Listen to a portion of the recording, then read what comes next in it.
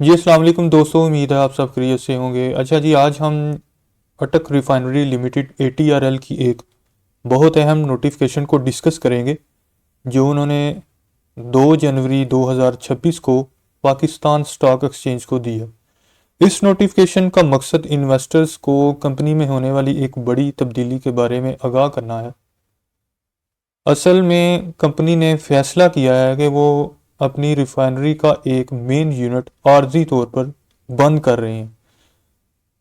तो ये नोटिफिकेशन देना बहुत ज़रूरी होता है कानूनी तौर पर, ताकि ट्रेडिंग में ट्रांसपेरेंसी रहे। और आज हम इस वीडियो में डिस्कस करेंगे कि इसका इन्वेस्टर्स पर जो है वो क्या इम्पेक्ट पड़ सकता है और उन्हें क्या गेम प्लान करना चाहिए। क्या ये ज़्यादा नुकसानदेह चीज़ है या इतना कोई मेन मसला नहीं है। इस चीज़ को आज हम पढ़ेंगे कि आगे क्या गेम प्लान करना चाहिए। तो पहले ये देख लेते हैं कि प्रॉब्लम क्या है। ठीक है, दी रूट काज को आज हम जानेंगे कि ये क्यों बंद कर रही है, इस तरह रिफाइनरी बंद क्यों हो रही है, आज हम इस वीडियो में देखेंगे। तो नोटिफिकेशन के मुताबिक दिसंबर 2025 के महीने में ऑयल मार्केटिंग कंपनी OMC, ये मैं हाईलाइट कर देता हूँ इसको, ये उन्होंने लिखा हुआ है during the month of December 2025 OMCS ने रिफाइनरी से पेट्रोल PMG और डीजल HSD कम उठाया। जब मार्केट में तेल कम बिकता है तो रिफाइनरी के पास साफ किया हुआ तेल रखने की जगह ख़त्म हो जाती है, यानी उनके टैंक्स फुल हो चुके हैं। इस हाई प्रोडक्ट स्टॉक और लो क्रूड स्टॉक की वजह से उन्हें प्रोडक्शन रोकनी पड़ रही है। तो ये मेन वजह है इसको, उनको ये अपना रिफाइनरी बंद करने की ये मेन वजह। अब इसको टेक्निकली देखते हैं, तो थोड़ी टेक्निकल पर बात करते हैं। जो यूनिट बंद हो रहा है उसका नाम HBU1, ये वाला, ये HBU1, ठीक है जो कि एक मेन क्रूड डिस्टिलेशन यूनिट है। इस यूनिट की कैपेसिटी 32,400 PBSD है। PBSD यानी बैरल्स पर डे है।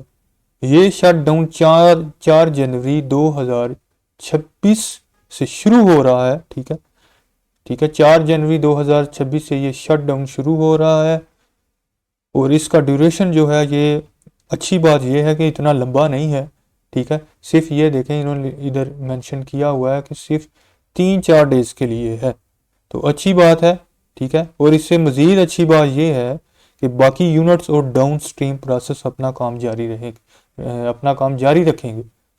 ठीक है, अब मैनेजमेंट का जो प्लान है, उनका उनका ये भी प्लान है कि कंपनी ने इस बंदिश को एक मौके तौर पर इस्तेमाल करने का फ़ैसला किया है। और उन्होंने ये प्लान बनाया है कि इन 3-4 दिनों के दौरान वो यूनिट की जो ज़रूरी मेंटेनेंस है, ठीक है, जो मरम्मतें हैं वो भी कर लेंगे। और सबसे बड़ी बात इन्वेस्टर के लिए ये है कि ATRL ने यकीन दिलाया है कि इस महीने की डिलीवरीज और सप्लाई में कोई रुकावट नहीं आएगी। ठीक है, यानी उनके पास इतना स्टॉक मौजूद है कि वो मार्केट की ज़रूरत पूरी कर सकेंगे। तो इसमें इतनी कोई परेशानी वाली बात नहीं है इन्वेस्टर्स के लिए। तो एंड में एक इन्वेस्टर को क्या करना चाहिए, इस नोटिफिकेशन को देखकर, इस डिस्क्लोजर को देखकर, तो इसका मेरी नज़र में तो ये है कि इसका फ़ायदा उठाना चाहिए। तो अगर इस खबर की वजह से स्टॉक थोड़ा नीचे यानी डिप ले भी लेता है, तो ये ख़रीदारी का एक अच्छा मौका हो सकता है, क्योंकि इस ATRL के फंडामेंटल्स जो हैं वो बहुत स्ट्रांग हैं। तो गेम प्लान ये होना चाहिए कि घबरा कर सेल ना करें, चेक करें कि क्या 4 दिन के बाद यूनिट दोबारा चालू होता है या नहीं। अब देखने वाली बात यही है कि ये जो इन्होंने 3-4 दिन का कहा है, ये यहाँ पर ये देखें, क्लियर कट लिखा हुआ है 3 to 4 डेज।